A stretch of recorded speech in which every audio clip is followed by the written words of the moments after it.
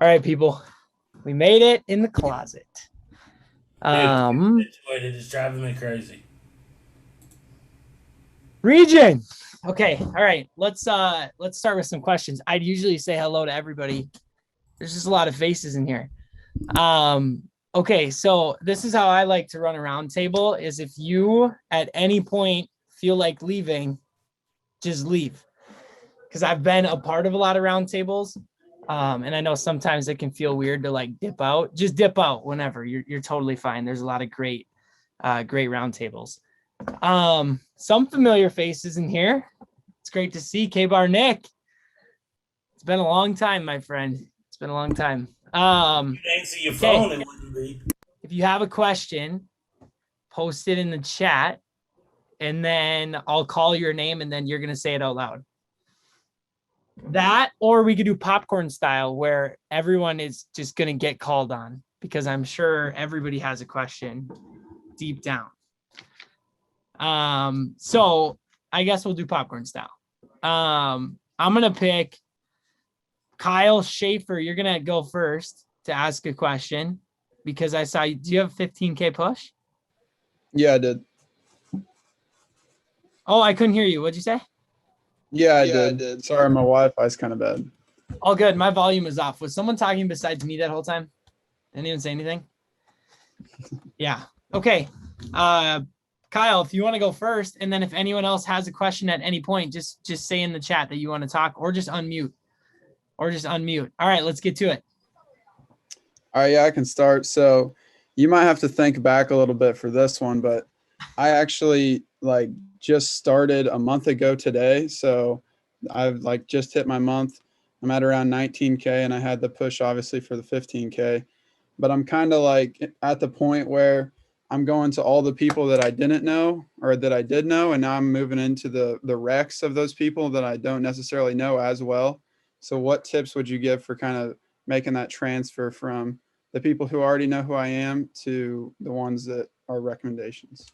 Yeah, great question. So just so I clarify, you're starting to call recommendations. Is that right? Well, yeah, so I'm running out of people that I know. Obviously, some people that I knew were already recommendations, but now I'm getting into more of the recommendations that don't really know. They're just random people from across the whole US. So cool. Rex of Rex. All right, that's great. Who else is in that situation at this exact moment? Some hands. That's awesome. My biggest tips, if I were just to go off the top of my head, biggest tips for calling complete strangers, I would say be a lot of fun on the phone and be someone that they're going to be excited to sit down with. I feel like when you really think about that tip and internalize it, it just makes sense. Like you want to be somebody that a complete stranger would want to sit down with, but you also want to be someone that they won't stand up. And so how do you create that feeling of like, I'm really excited to sit down with some stranger showing me kitchen stuff? How do you create that?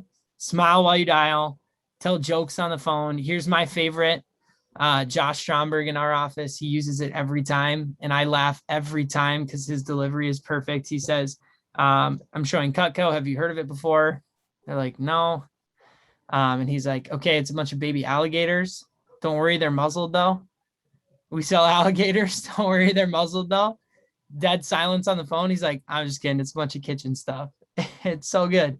But little things like that, if you can make your customer smile on the phone, that is going to sit with them until your appointment.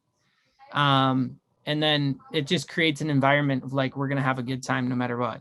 And sales is a transfer of energy. So if you can have fun on the phone, you're going to have fun in the demo. And I think that's my biggest tip is like, that's how I approach all my demos. If that's not you, if you're more serious with your demo, that's totally fine. I still would try to laugh it off on the phone a little bit when you're booking it, just because they're going to be more apt to sit down if it's a complete stranger, if they're looking forward to it. And how do they look forward to it is if you left them feeling good when you hung up the phone. So did that help? Do you have any like follow-up questions on that? No, I mean, the only other thing would be maybe things, I know you talked a lot about phoning, but maybe things in the demo, just to kind of, I mean, it's all just part of the script, I guess, like building rapport and all that, but yeah, I mean, you pretty well covered most of it. Well, that's what I would also say in the demo. So here, everyone in this breakout, you may already have this. I don't think you probably do, but here's a document for you.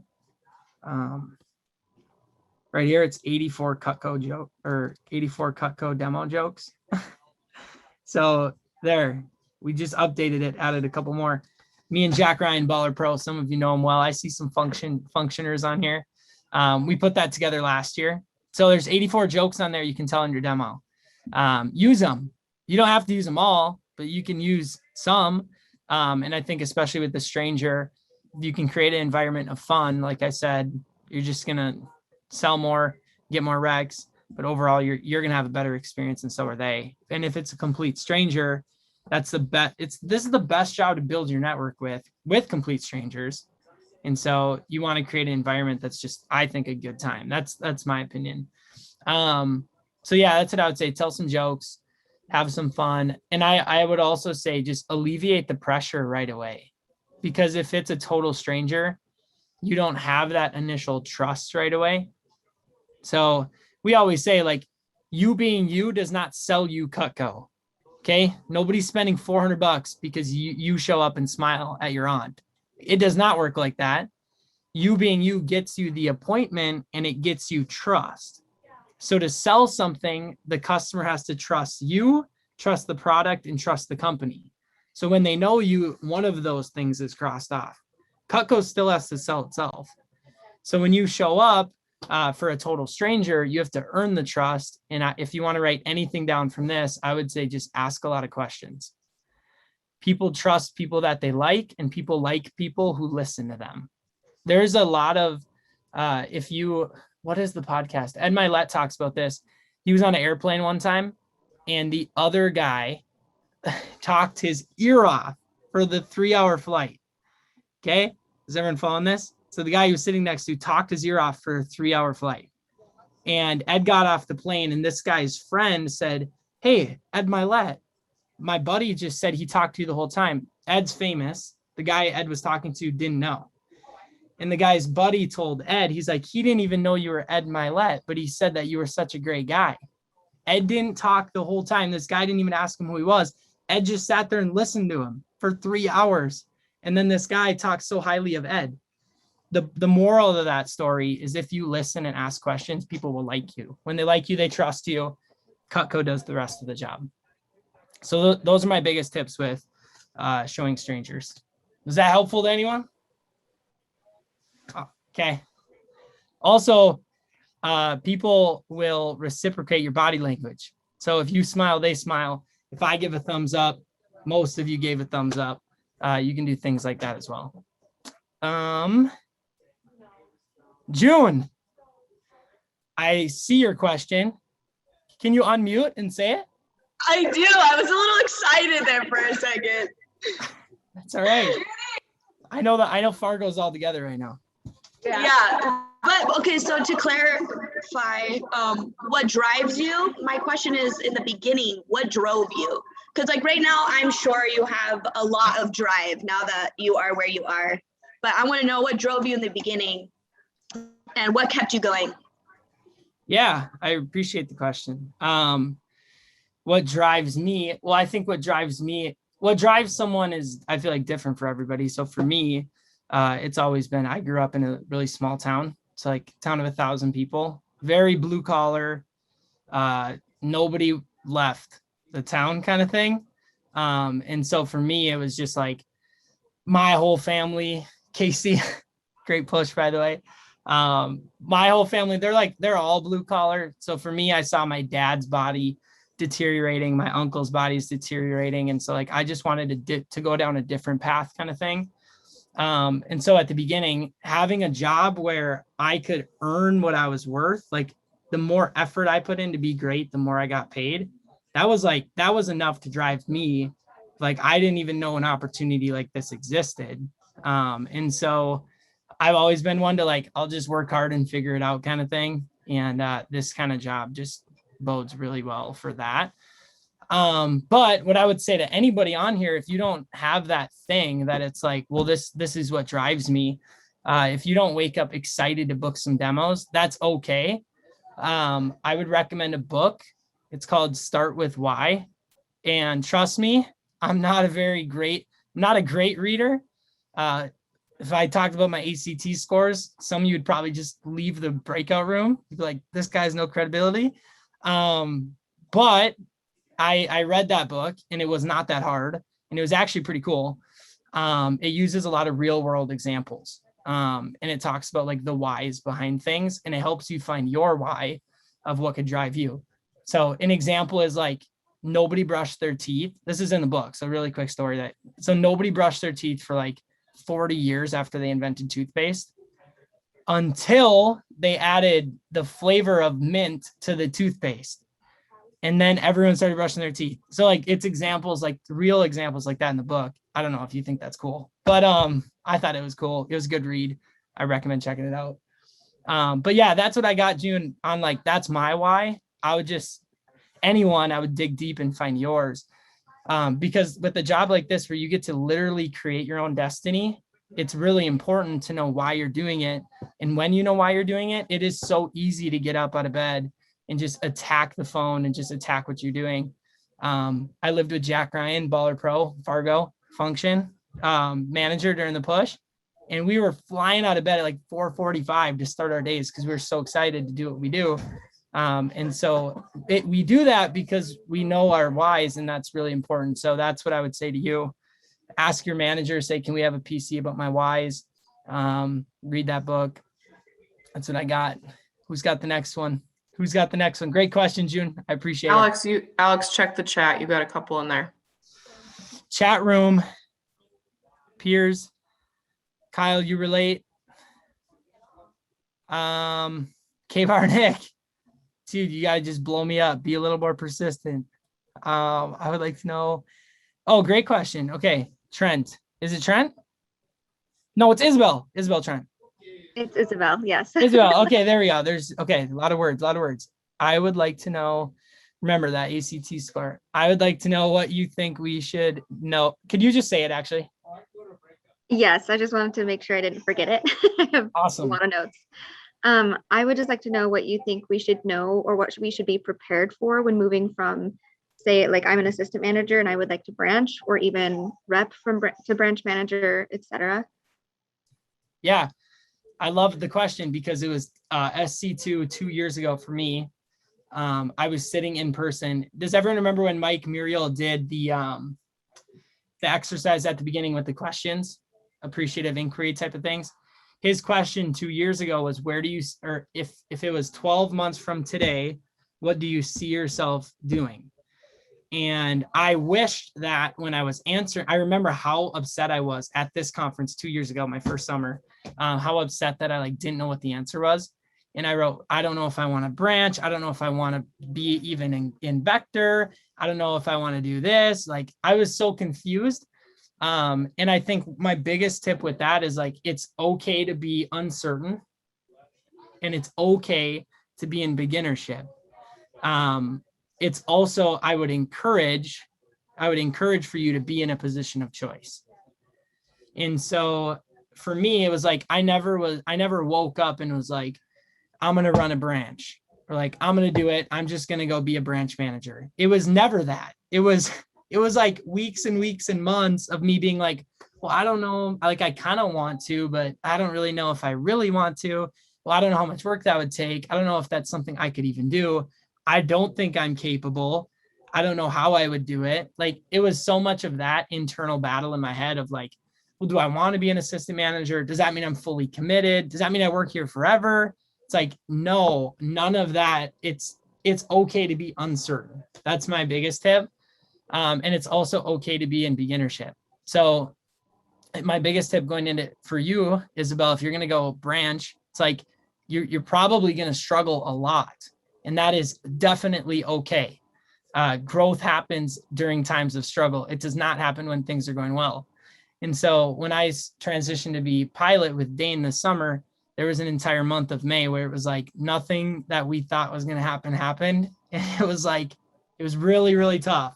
And I did a lot of like, Emma Carlson, assistant manager with us. Emma, I love you. She was there for all the struggles for a little bit. And it was tough. And that was like, for me, I had to go back to a place of beginnership where it's like, it's okay. If I wasn't struggling, I wouldn't be learning. And I'm not here to just get a paycheck. Like, I work here because of the growth that comes with it. But growth doesn't feel good until it's over. You guys all just finished a push, right? Finished SC2. There's probably a lot of moments where you were at rock bottom, where you're like, this actually sucks. Like, this isn't fun. Why did everyone hype this up? Can I quit yet? We had reps in Minneapolis who quit during the push. That's so unfortunate because they don't get the lessons. They get the regret that comes with it. So, like, there's always struggle, and it's okay. And I think I encourage to go back to beginnership. And then my last point, and then I'll get off the soapbox, is like, let yourself be in a position of choice. I want to give a shout out to Dylan Heyer. Dylan, what's up, my guy? There he is. Dylan's in Saga, Stillwater Saga. Dylan started in January. I was his initial coach. Dylan wasn't like a 10K fast start rep, but he was very coachable. He let himself be in a position of choice. And then he never took himself out of the opportunity of being an AM this summer. I don't know if there was ever an internal conflict for him of like, should I do it? Should I not? Type of thing. He came back, was an assistant manager in Stillwater. The first, how many weeks of the summer, Dylan? I know your goal was $1,000 a week. I'm pretty sure you had to buy Cutco one week just to hit your goal. Mm-hmm. So it didn't start the way he wanted to. And Dylan, what'd you just sell in the push? I did like 8K in the push. 8K in the push. That only happened because he let himself be in a position of choice. And Dylan has the funniest jokes ever. So some of those jokes on that sheet are from him. But my point is, like, it was probably Dylan never woke up and was like, I'm going to work with Cutco until the end of July. I'm going to do SC2. Dylan, sorry to just totally put you on the spot here, but he never took himself out of a position of choice. And that's something I would just encourage to everybody is like, don't leave until you have another door that's wide open. Because if you close a door before you have another one open, then you're back to square one. I'm not going to leave until I have 10 doors open. And I know that for sure one of those is the one that I want to walk through. And so I'll leave every door open until I want to close this one. And that's just the position of choice that I talk about. So that's my really long-winded answer. Was that helpful to anyone? Let's do the thumbs up. I appreciated it. Yeah, Isabel. Yeah. Any other questions on top of that? Yeah, I got one. KBar Nick, what's up, my guy? So how do you know, like, so I'm at this crossroad, right? I can either go branch and whip your ass when I get to DM, or I could go CSP and transfer to your office. How do you make the decision of which way do you go? That's a great question. So I would say sell. So being a CSP is selling Cutco, right? Sell as if you are a CSP while you're preparing as if you're going to run an office. And then the date you have to make a decision, you'll know, and the decision will come to you. Something that I was always told was prepare as if. Prepare as if. Like, for someone who thinks, oh, that branch thing might be kind of cool. Like, I really look up to my branch manager. That'd be great experience, but you don't know if you want to do it. Act as if. Act as if you are going to do it. For you, KBar, you maybe want to be a CSP. Act as if you are a CSP. So go to the events trainings, go field training in the booth with Mike Dowd, do all the things that a CSP would do. And then the answer will come to you. It just won't come immediately. Even Burt Wicks, he ran a branch, did not do very well. Now he's one of the best CSPs in the country. Burt he probably, I'm guessing, prepared as if for the branch and the CSP, found out through trial and error which one wasn't for him. If I had a suggestion, if you're looking for a suggestion, I would say try to run an office, see what happens. And if you fail, go sell Cutco as a CSP. It's way easier to fall back into that than it is to fall back into running your own office. You can always sell Cutco, and the income is always going to be there as long as you can get good at Rex. That's a whole nother rabbit hole. I'm not going to go down. You guys know how much I love Rex. If you watch my YouTube. Someone plug my link. I'm trying to get more subscribers. I'm just kidding. KBar, any follow-up questions on that?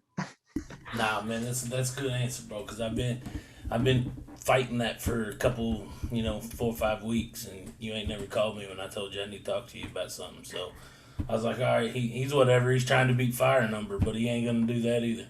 I have a lot more time after this push. I'll be up there in 2 weeks. Yeah, we'll see when you come up and visit. Who's got a question? Oh wait, am I missing? What am I missing in the chat? Gerald put the book. Emma Carlson put some vulgarity.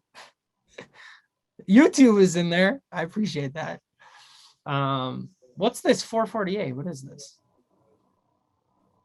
Oh, it's my channel. Oh, I did a custom name. Okay, cool. I totally forgot about that. Okay, next question. Anyone have one? You can throw it in the chat if you don't want to unmute. It's getting hot. What's the best part of being a pilot sales manager? The struggles. Probably like just how hard it is, honestly.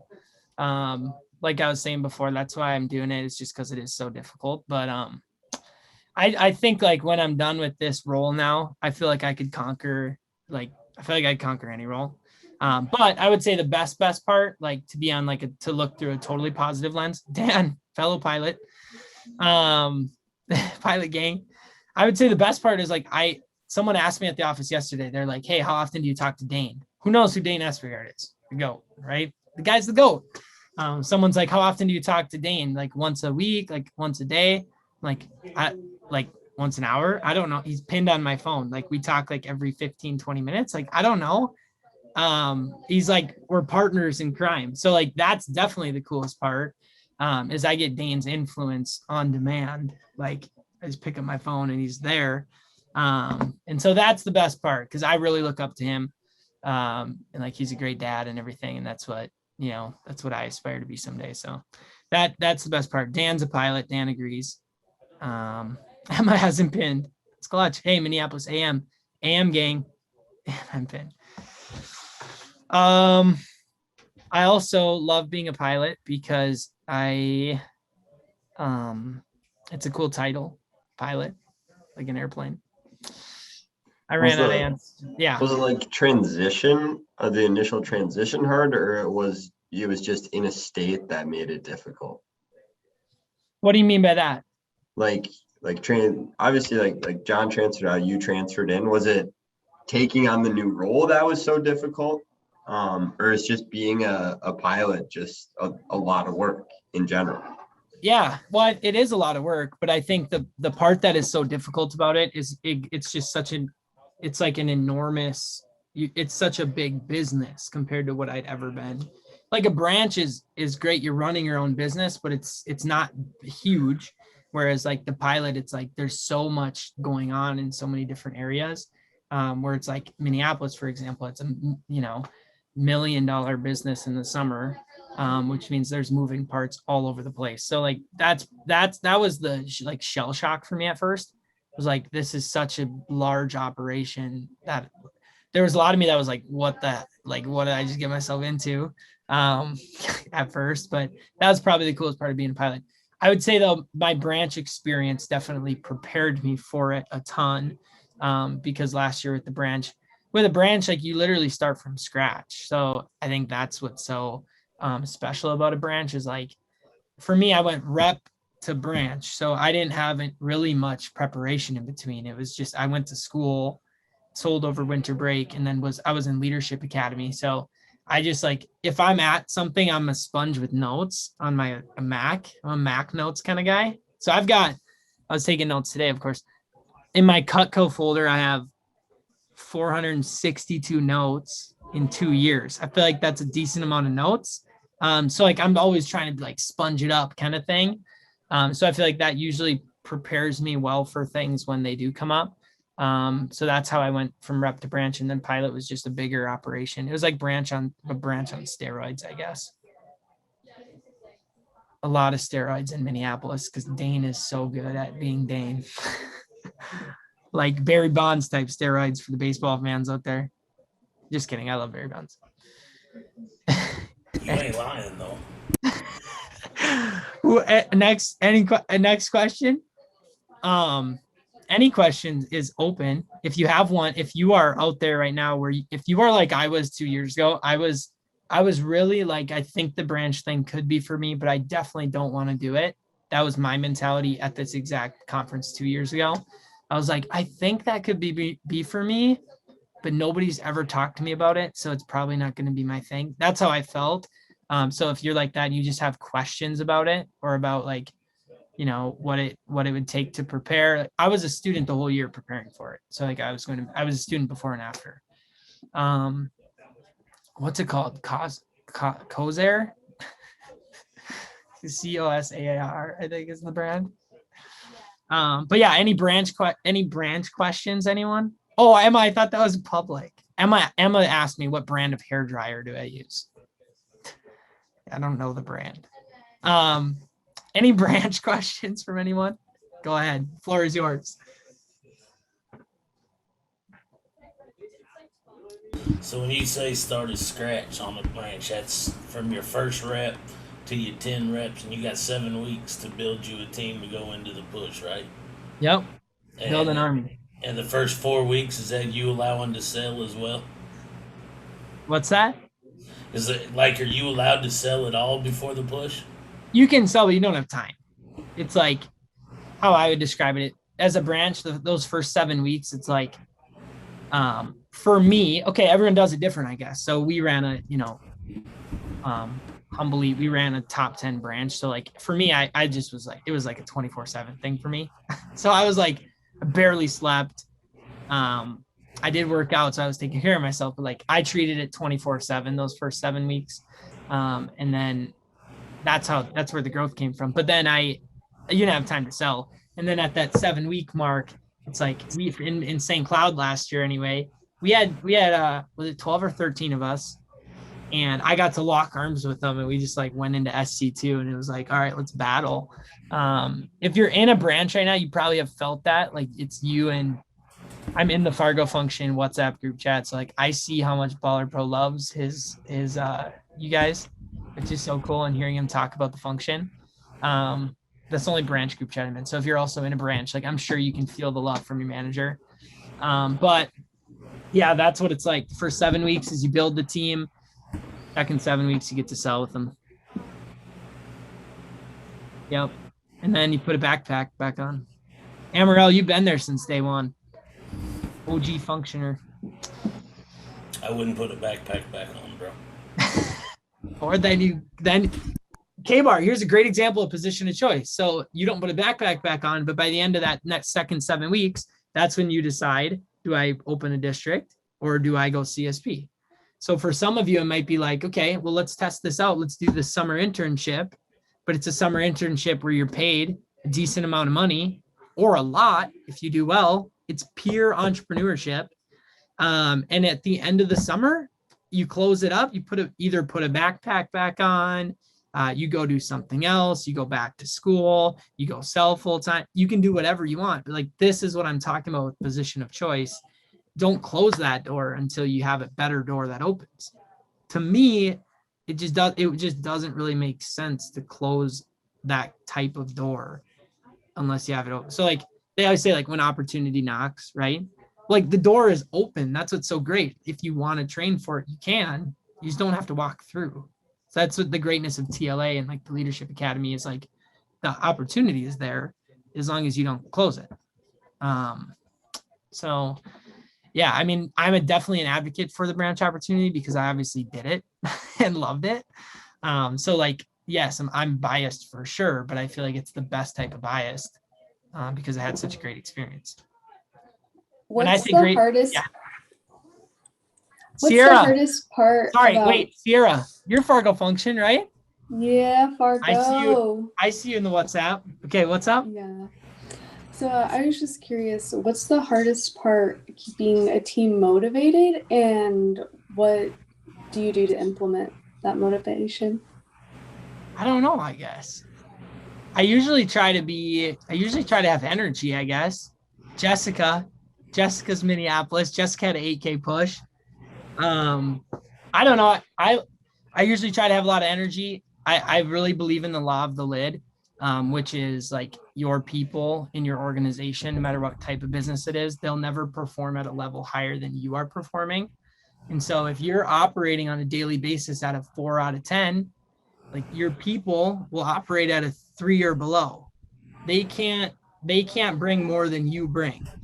So for me, I have spent a lot of time in the last 9 months. I have a Whoop band, this thing here. So I know my body inside and out. Like I track literally everything. Yeah. Is that a Whoop? Oh, well, I track everything. So like I know what my body takes to be recovered and ready to go. So at this point, I've gotten to the point where I get like 4 or 5 hours of sleep. Jessica hates me for it because she's a big sleep advocate. Like I know what I need to operate. And so I can get a lot of things done in the day, obviously, if I'm awake for like 20 hours or 19, 20 hours. But like, I'm not built different. I've just spent a lot of time investing like in myself that way, I guess, reading books and stuff. That didn't answer your question at all. So so law of the lid. So I would say like show up and perform at a high level. And I feel like your people like will emulate that in some way, I guess. I would also say just like, I like to lead through love. Right here, I write down, I try to love people as much as I can, but every morning I write my goals down on a sticky note and place it on my computer. And my core values are write down love, lead, gratitude, energy, and trust every morning, those 5 words. So like those are the traits I try to lead through is love, lead, gratitude, energy, and trust. Like trust that it's going to work out. So Emma, thanks for the love in the chat. Appreciate it. I got a question for you, Alex. Gerald, I love seeing you in my breakouts when you're in them. Preparing for the branch opportunity, of all the things that you can do to prepare, what do you think would be most important or the most valuable? Yeah. Great question. I need to grab a computer super quick, or computer charger. I'm at 3%. Hold up. I'm going to think on this one. Everyone think of a really good question. I just have the charger's right outside the door. Gives me time to think of a good answer. Did you not come prepared at all to your own freaking round table, bro?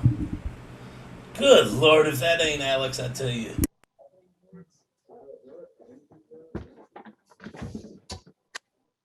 All right, how many people did we lose? Oh, I think we're all still here. All right. Oh, by the way, if you weren't here when I said before, if you want to go to a different breakout room, you definitely can. There's a lot of great breakouts here. We're getting charged. Okay, to prepare for a branch, Gerald? Be either the most valuable or the most important thing for preparing for a branch? Yeah, it's a good question. I would just say the whole act as if. So, Gerald, let me ask you. Do you feel like you could go out and run a branch tomorrow?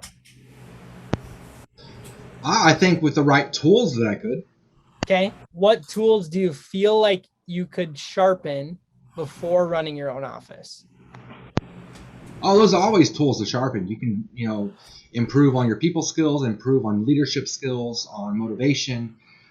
There's a lot of things you can improve on. Great. Okay. And then I would ask you, how can you improve on those things? In that case, it'd be a lot of self-development. Self-development. And I would say, here's my biggest tip on this is ask a lot of questions. So if you feel like you're not at the point where you could run an office, I feel like the only way you can get there is by asking questions.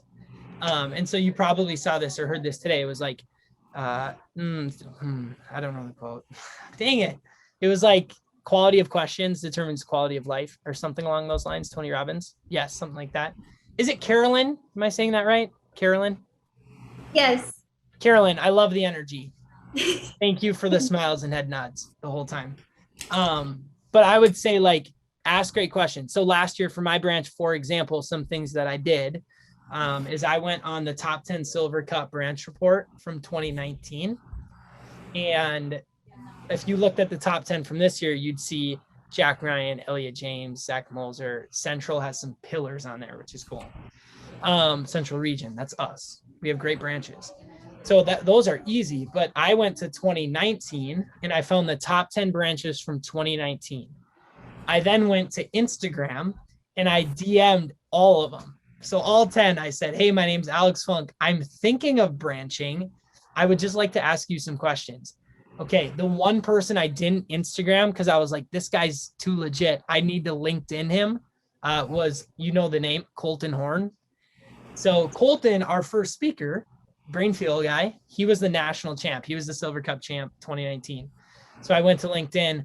I could pull up the messages right now, but I basically said, hey, I'm thinking of branching. I have a couple questions for you. And Colton's response was like, totally. Let me know. I have 5 minutes free tomorrow at this time. I'm like, yes, I can make it work. And so I then talked to Colton, the number one branch in the country, asked a couple of questions, but really just sat there and listened.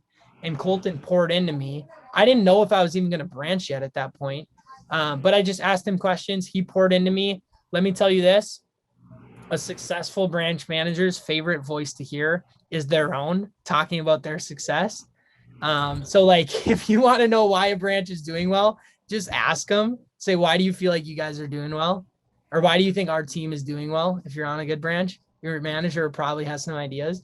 So Colton just kind of like poured into me for a little bit. We then became friends. So like Colton, Brainfield guy, I texted him yesterday for like 20 minutes. We were talking about stuff and he goes, see you tomorrow. I'm like, oh my gosh, that's right. You're going to be on SC2. Like you can form relationships like that with great people because branches are usually students. And if so, especially if you're a student, like those can be your friends someday. But those are the people that I would ask a lot of questions to because they'll give you answers. And it also gives you insight too. If you go and look at the top 10 branches, so ask your manager like, hey, could I see the top 10 branch report? If you're interested in it at all, your manager will swing it right over. They'll send it to you. They might say why, and you're like, I want to ask them questions. Your manager will probably love you forever for that because that's really cool. But then I would say just ask questions. And what you'll find is that like, if you're thinking of branching, branch managers also were in that same position. Myself, I was in the same position where I didn't know what I wanted to do or if I wanted to do it or whatever. And so I just asked a bunch of questions. And then finally I was like, you know what, I'm going to do it. And at that point I talked to people like Colton Horn. I talked to, so the number 2 branch that year, her name was Paige Weber. So then I was like friends with Paige, but then she got super famous in Cutco. So me and Paige had a lot of conversations about branching. And then last year, she was one of the first to ever do $1 million in her first year. So she just got like ultra Cutco famous and kind of left me behind, which is fine. So now it's like my mission to like be good enough again that I can talk to Paige Weber. No, that's a joke. But yeah, I would say that like just reach out to other people and ask questions. That's my tip. Even your own manager, like I would ask your manager too. I would say if you're not in a branch, if you're in a district, I'd say like, hey, who can I talk to about branching and see if it might be my thing? I'll tell you right now, anyone can benefit from it. Elliot's going to school for biomedical engineering. That's not business at all.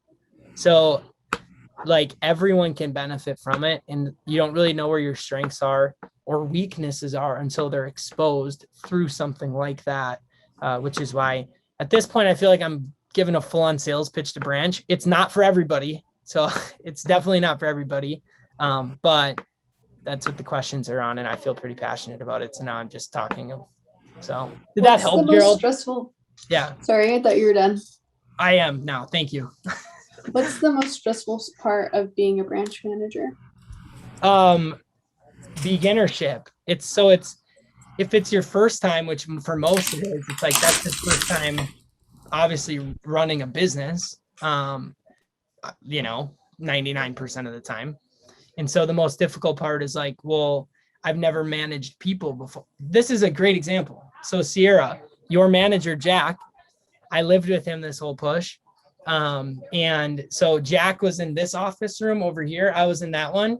And Jack would always walk into my room. He'd be like, he's like, I'm just so bad at having crucial conversations. He's like, I just never know what to say. And I'm like kind of exposing Jack Ryan here. And I'd be like, dude, you're fine. You're fine. It's a learning curve. He's like, I just never know what to say. It's like, that's what's hard about being a branch is you've never had situations where you were leading other people or managing other people's emotions on top of your own emotions.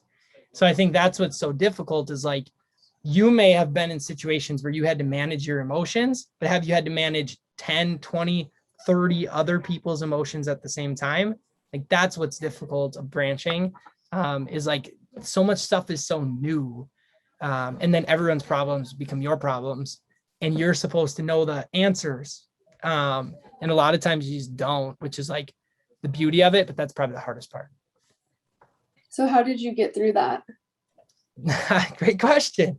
By doing that, by asking a lot of questions. And I think Jack is really good at this as well. It's like, he'll come in and be like, I don't know. I said this. Oh, here's the impressions. He's like, I don't know. I just said this. And I don't know. Is that right? I'm like, well, I don't know. I was like, here's what I would say. I would just say, how do you feel? Like, I think that's like always a good question. It's like, well, how do you feel? And then just listen to the answer. But like, that's what I always did was I asked questions. So I'd call Dane. I'd be like, hey, Dane, like, I feel like I have this to take care of. I'm like, I don't know what to do.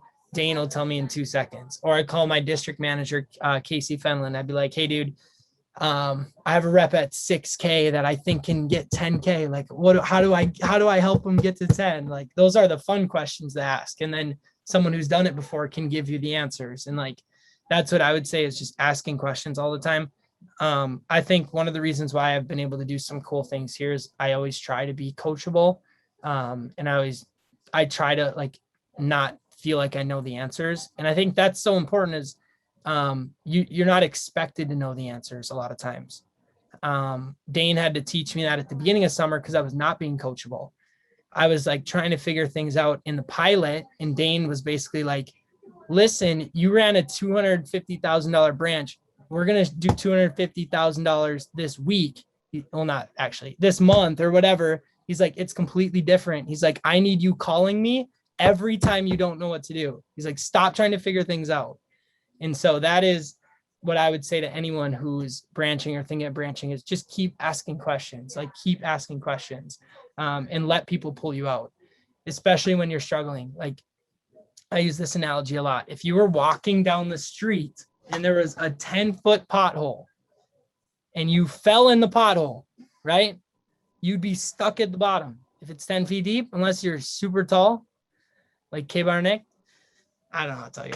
But let's say you fall in the hole, you literally cannot get out unless you ask for help and somebody pulls you out.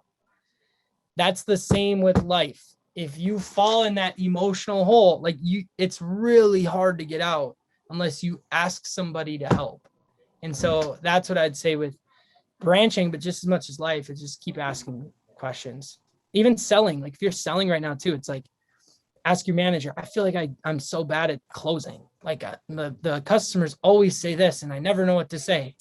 They'll either tell you or find you the answer. And so that's what I'd say to anybody is just like the quality of your questions. What was the quote? Who had it? Someone here. The quality of your questions determine the quality of your life or something like that. And lastly, my last question, can you come up with a slick name for me like KBar Nick? Sierra, you're no, time out, Alex. What is one thing you're passionate about selling, and sell it to us right now? Santoku all day. Sell it. If you want to be Santoku Sarah, you got to sell us right now. Not only is it a great chopping, it's also a great slicing knife. And if you love those peppers, it's great. I'm not feeling it. It's hot and spicy, man. The conviction. All right, she's forever Santoku Sierra now.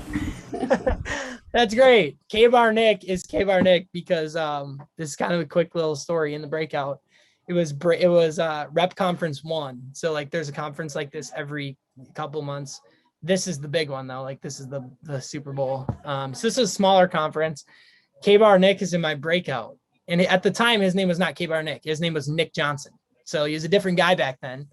And one of somebody on here, so let's pretend it was Oscar in January, said, Funk, how do you sell KBar knives? Or how do you sell hunting knives? And I was like, well, all of a sudden this guy, Nick Johnson, unmutes. He's like, well, actually, he's like, I feel like I could answer this one. And KBar just started spitting knowledge about KBar knives. And I was like, I don't even know who this guy is. I was like, this is incredible. So then we did a little collab and put it on YouTube if you want to watch. But Look, please talk like me the rest of this whole breakout room, please. Well, what the hell is that, man? Here's an easy one. I've got that recording to prove it. Wait, the recording of the breakout? No, I'm recording the breakout as usual. This one. Do you have the OG breakout when I met KBar Nick? Yes, I do. No way, dude. I would love to see that. I would really love to see that. But yeah, that's how. Not a problem. I'll give it to you. Oh my gosh, that would be so cool. That's like, it's like when you first meet your buddy and you get to You see. still owe me a field training, by the way. I know. Okay, next question. If it's good enough, I'll answer in a KBar Nick impression voice. I have a question. Yes, Carolyn. Carolyn. Yes. Yeah. So what if like basically the only thing that's not selling me on a branch manager is that I don't really want to put in the time? Like, because I'm like either a workaholic and I will work until I like sleep deprived and I'm going to rip everybody's head off, or I won't work as much because I know that like is a ditch that I could fall into. So like, what would be your advice for somebody like me? Yeah, that's a great question. And if there's time at the end, talk to me about Rex. About Rex? I actually just created a new section on my YouTube. It's called Rex. So there's now 4 videos if you want to check it out. I watched all of them. Okay. Hey, my biggest tip with Rex though, I'll be really quick, is, and I don't think I say this in any video, which is like, I don't know what happened. I always forget this, but with Rex, you have to go one at a time. You have to go one rec at a time. Don't try to get 10. Okay. Ask for 10 to 15, but don't try to get 10 right away because they get mumble jumbled in the head. You have to ask for one at a time. And it's like a game. You're literally playing a game. Sophie Goodman watched a field training of me last year with this lady who had all these pets and chickens, and like, it was wild. She was like look, in the nicest way. She was like a little crazy lady a little bit. And it was the funnest Rex ever because I had an audience on a field training, but like it was like a video game, like getting one rec at a time, building the list. That's how you actually mesmerizing. And I think it was like 30 or 45 minutes. I think you ended up with like 30 recs too or something. It was so fun. And the lady was hilarious, like so funny. She went and showed us her chickens outside too. It was awesome. Yeah. It was a good time, but like, that's what I'll say is like, there's no way that woman was giving me 30 recs at once. It was like, we were playing thought jog, answer the question game one at a time the whole way through. So like, that's my tip on Rex. To the branch question, that is a very valid question. Because that was my concern, was like, they talked about how hard it was and how time consuming, and the great ones said that it was an absolute grind, like time wise. And I was like, well, I'm going to be 19 years old. Like, last year, 20, I'm going to be 20, whatever, 19 or 20. I'm like, I don't want to spend my summer like working the whole time or whatever. That was probably my biggest concern. So I was like, I love my family too much and my friends, and like, I like going on the boat too. Like I'm getting a little better at like wake surfing and stuff. So I get it. Like, I definitely get that. I don't have an answer that is like a one size fits all. Like, and I will say too, everyone's perspective is based on their experience. So for me, it was like, I knew that if I was going to do it, I wanted to win a silver cup. So like, I asked Colton questions. How do I win a silver cup? And like, I was picking the brains of the best people because I wanted the best results. And so for me, the questions I asked were questions based on, if I'm going to do it, like I'm going absolutely all in. So those were the questions I asked. Those were the answers I got. That was the effort I put in. That was the results I got. Branching isn't like, and I think a lot of times people get so caught up in, well, if I don't finish top 20 in the region, it's a failure. Well, if I don't do good, it's a failure. That's just not, wait, Gerald, I just saw your thing. That's just not true, because nobody cares about your CPO as much as you do, or your sales. And so there are lessons to gain from any experience. Even if you have a branch experience where you go out and you set boundaries for yourself where you're like, I'm only working from 6 a.m. to 6 p.m. every day. Oh, sorry, that's probably a lot. 8 a.m. to 6 p.m. every day. I really love what I do, so I don't keep track of time. If you're like, I'm only going to work 8 a.m. to 5 p.m., that's okay. Like you create your schedule. It's the same as being a rep. Will you finish as a top 20 branch? Probably not, but that's okay. So I think like you can always put your phone on do not disturb. You can always not reply to messages until you want to. Like as a business owner, you can treat it however you want. So what I'll say with that is like no branch experience is the same. To be a top branch, it definitely is like you're working around the clock. What I'll also say though, Carolyn, is I was super concerned about that going into the summer. When the summer started, there was nothing I wanted more than to help my reps achieve absolute greatness. When I was getting calls at 10 p.m. from a rep, I was so excited to answer, because if someone's calling me at 10 p.m., guess what they're probably doing? Trying to sell a ciggy or something. So it's like, yeah, was it not convenient sometimes getting a call on a golf course or something? Sure, but it's like, then don't answer and call them back. Is someone going to live if you missed their call on a demo? Yes. So I don't know. That's my answer, is like, it doesn't have to be a 24/7 grind, but shout out Jack Ryan. That guy is always there for his people. I just keep using him as an example because I've lived with him, but your manager is probably the same way. They're probably there for you. And when you are a manager, you want to be there for your people. It's not hard, it's not hard to answer the phone and be working or whatever. Yeah, that's my answer to that. Yeah, you get what you give, but everyone's like experience is different and results aren't based on sales. That would be my short and condensed answers. You can get just as many lessons working half the hours. You just would have half the sales as someone else. And that is okay. Like that is totally okay. Now, if you want to be a branch that's like Colton Horn, his second summer, Sophie was in that office. Colton did a great job his first summer of working every role in the office as a branch. So Colton got the full entrepreneur experience his first summer of like, he did everything.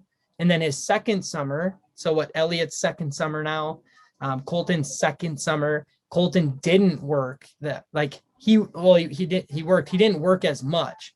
He did a really good job of building it like a CEO would, which is also a great branch experience where you can build it so that you aren't working around the clock.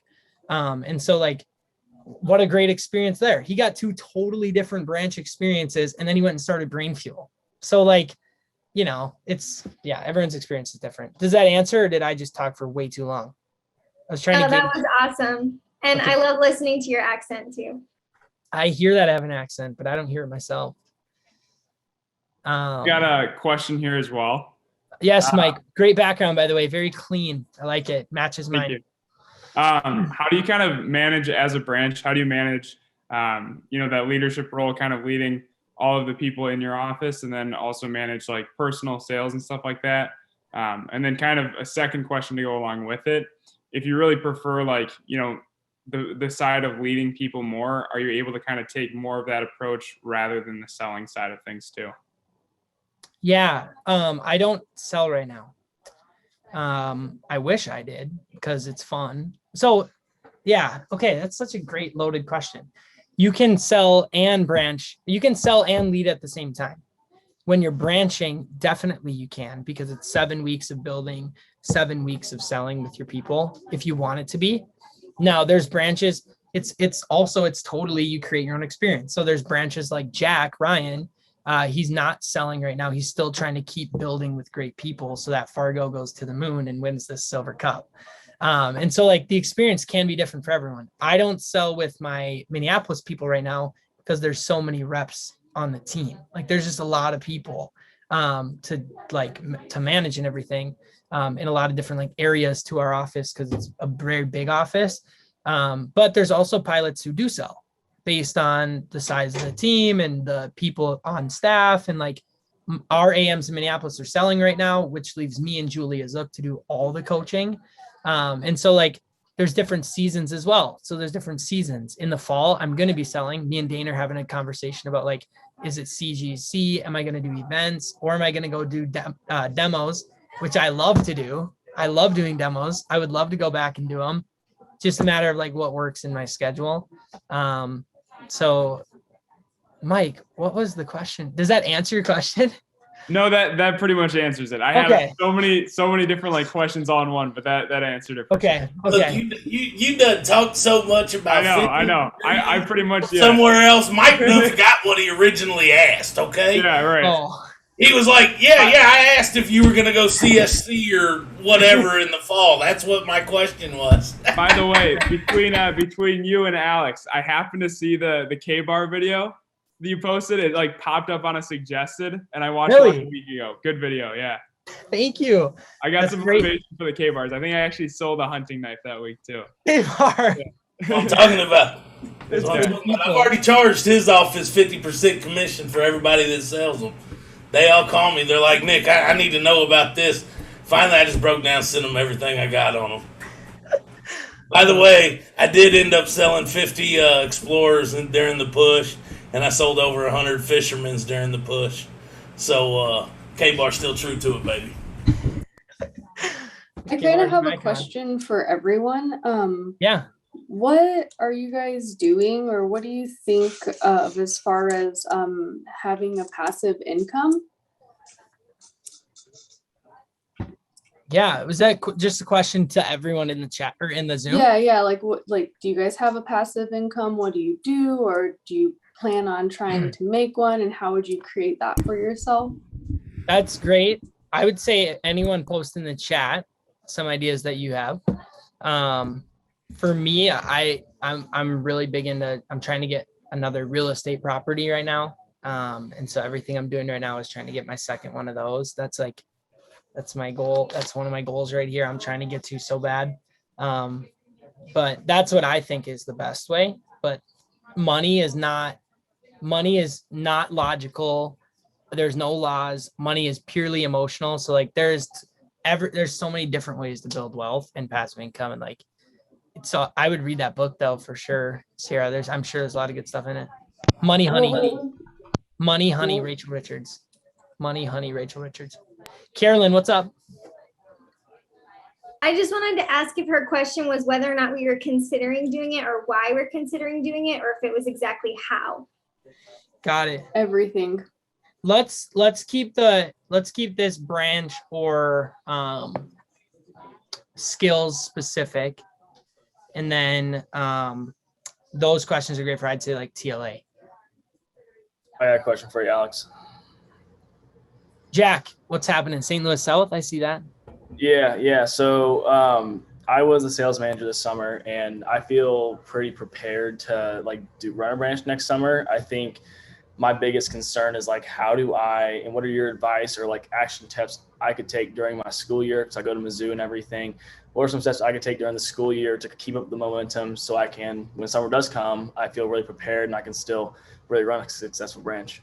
That's such a great question. That's such a great question. Watch the recording of Quentin. Quentin, how do I say your last name? It's Israelson. Israelson. Yeah. Do they call you Q? Yeah, you can go by. I go by Q too. Absolutely incredible message. I was on the edge of my seat. I took a lot of notes on it. Even though I'm not taking classes right now, I still took a lot of notes. That was great. Field training with Ben Cooper. Awesome. Anyway, Jack, back to you. I would say like that's the best way you can prepare. Is like, don't take your eyes off the prize. I think one thing I did well during the school year, I'll be very honest. I didn't sell the fall before my branch summer. That was because we did not have virtual stuff. If we had virtual stuff, I would have sold because I love to, and I love the money that comes from selling. It was just, I was 3 hours from my customers. It was really hard to do virtuals back then. So like your opportunity is so different than mine was 2 years ago, which is like wildly awesome. And so take advantage of that. I would say, like, take advantage of the fact that you can do 3-4 virtual demos a week. But my biggest tips about branch. So don't take your eyes off the prize. Be number one. Keep selling Cutco. Keep earning income. My second tip would be turn on withholdings. That's my tip to everybody. Look, withholdings is like a bank account, except you can't see it. You can get it whenever you want. I take money out of my withholdings for things. All I do is text Dane. I say, I need this much money, and he transfers it. But it's taken off your check, so you don't see it. The beauty of doing that is at the end of the month or end of the summer, end of the year, or if you're going into your branch summer, by the time you open your office, you've got this pocket egg of cash that you forgot about, that it's like, okay, I've got money saved, even if everything fails. Hi, North Shore. Even if everything fails, like I've still got cash set aside. So first thing is keep selling. Second thing is turn on withholdings so you feel financially secure. Because I think we can all agree, it's like when you're selling Cutco, when you're doing demos for the income, your demos probably don't go very well. Is that accurate? Like when you're like, I need to sell $1,200 to hit this income goal. Like your demos probably don't go very well. It's when you come in from a place of abundance where it's like, I'm here to have a great time with Mrs. Jones. That's when you sell. So it's the same with your office in the summer. If you're branching for the income, you're not going to do very well. If you're branching for the experience, you're going to crush it and you're going to take so many lessons from it. So that's the second thing I'd say is like go in with some money saved up. Then the last thing is everything I told, I think it was Gerald before, like ask questions, keep asking questions. So for you, Jack, what I would do is I would try to become best friends with the other Jack Ryan. I would become best friends with Elliot James. I would do everything I can to reach out to Zach Moser. I would reach out to Curtis right there. Who else is in the top 20? Gabby Morales. Like any branch that crushes, I would reach out to them and just ask a bunch of questions because their experience is so fresh and they know all the ways they messed up. They know all the things they did well in. You can take all that. You can take what you want.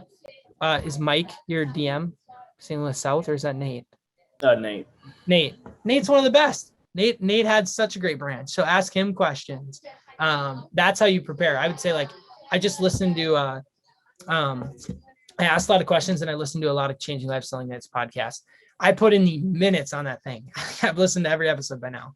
No, I haven't. That's not true. But I've listened to a lot of them and I've listened to some 3 or 4 times, like Colton Horns listened to a couple times.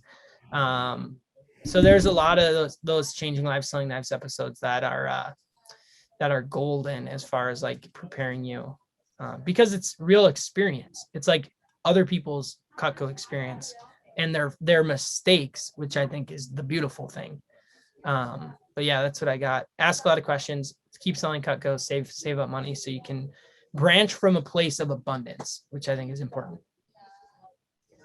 So when you say that if you're branching for income, you're gonna fail, but you're selling at 50-50, is it because the first 7 weeks you're not selling? So let me sorry, disclaimer. You're not gonna fail financially if you are branching for income. You can make a lot of money branching. Don't get me wrong. Like if you do really well, you're gonna make a lot of money. It's kind of like selling Cutco. Like that's what's great. Like your results are what pays you. But what I mean by fail is your mentality is different. Right. So every conversation, it's like, how can I create CPO instead of how can I pour into this person and make sure that they're having a great Cutco experience? And so your lens that you're looking through is so different when you're talking with your people, when it's about sales, instead of how can I develop this person and make this person better? And I think like Elliot's such a great example of this. Is he's so good at just like giving his people everything he has and not coming from a place of like, I'm doing this to make money. It comes, like, but that's not, if you're doing it for it, you should probably not, it's probably not, you should probably get a different job. It's not the right reason to do it. Right. If anyone's like a Bachelor fan, right? You gotta have the right reasons. He's here for the wrong reasons. Don't be that guy. All right. Any, we have 7 minutes. What do we got? Any last questions? How's Polson's face? Is it still that red? Recovering. He's recovering. Yeah. Who else has a question? I have a question. Yes. North Shore. Let's go. What's your middle name? Robert. Like We are Robert Robert. Yeah. Now this is my actual real question though, like in all realness. What's your favorite color? Favorite color is I wear a black t-shirt every single day, so I'd probably have to go with that. I think it's neutral, slimming. That's why I like wearing it. No, this is actually like the real what do you think is your most fun or like outgoing thought jogger for referrals that you have? Do you have any like really like unique ones? Oh, I like that. Well, I think one that I feel like I coined, but I probably heard it from someone. Everything I do, I hear from someone else. But I think my favorite one is the 50 states one, where it's like, hey, I'm trying to show, you guys probably all say this. It's, hey, I'm trying to show someone Cutco in all 50 states. So here's the ones I have crossed off, Mrs. Jones. I've got Minnesota, Iowa, North Dakota, and South Dakota, and Alaska. Who do you know in California? Nobody. Who do you know in New York? Atlanta's not a state. Georgia, or who do you know? So I think that's the most fun one. Here's one that like, if you ever get demo for someone in Alaska. no.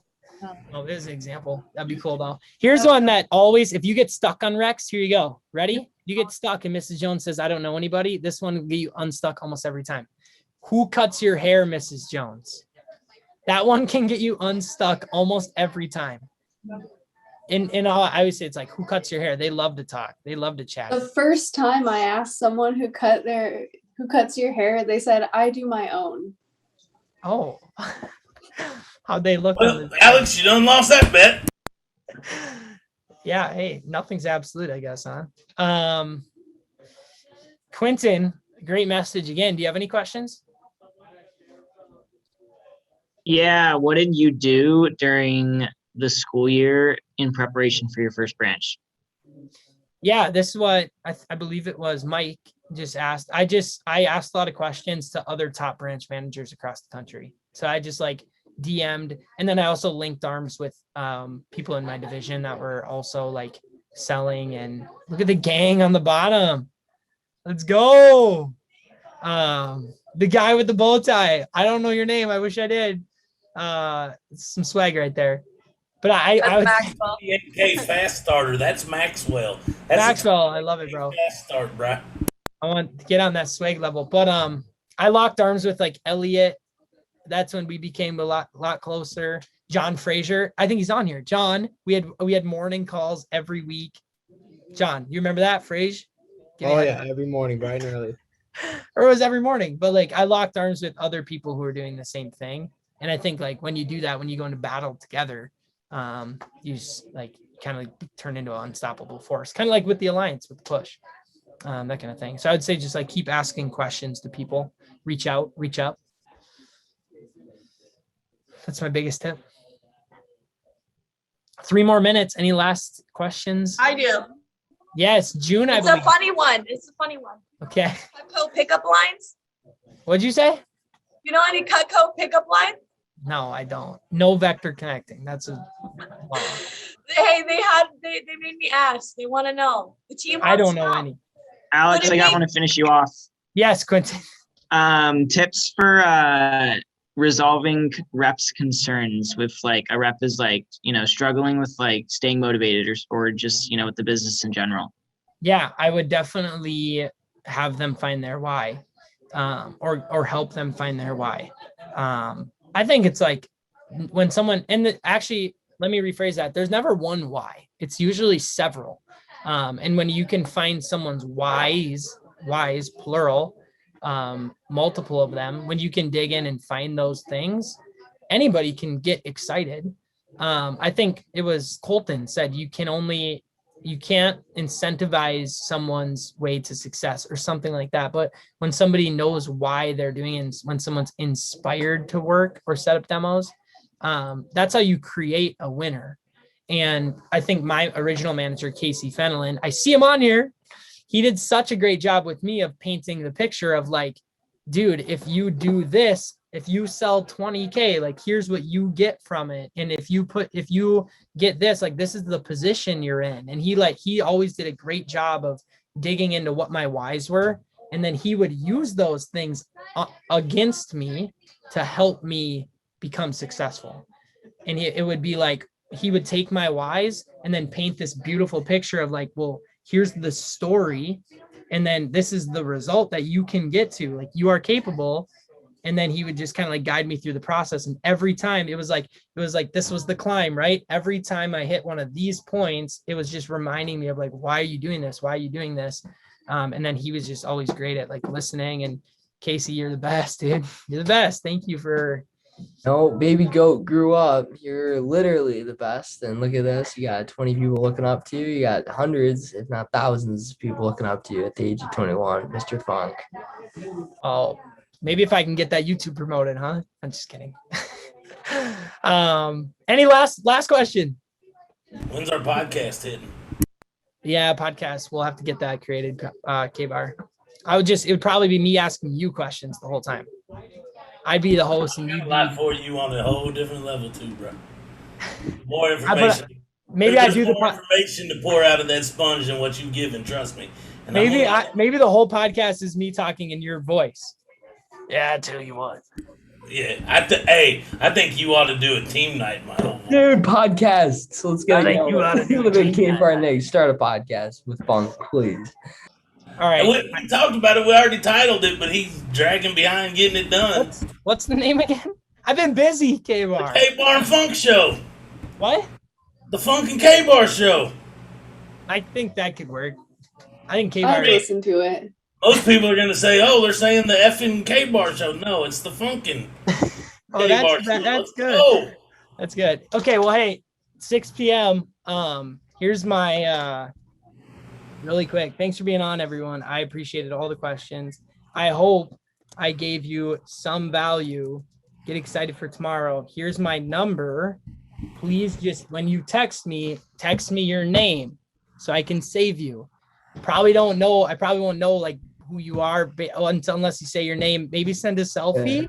Send a selfie. Test your pickup lines, and his day will be made. He'll be like, "Oh my gosh, look at all these people!" Just I didn't even have to do anything. Please text me. I love vector people. My favorite people ever are vector people. Like Cutco people just get it. Different path in life, and so I would love if you could like follow me on. I'm not trying to get followers, but I'd love to connect with you. Like if you want to like follow me, and then we could be friends on LinkedIn or Facebook. I don't care. Like, but I'd love to connect with each of you. Cutco people are the best people. And Dibs. So don't follow me then. Just tell me to follow you. I don't care. But okay. Thanks for being on, everyone. Yeah. Okay. All right. Good night. I'm leaving. Thanks for being on. Seriously. All right. Bye.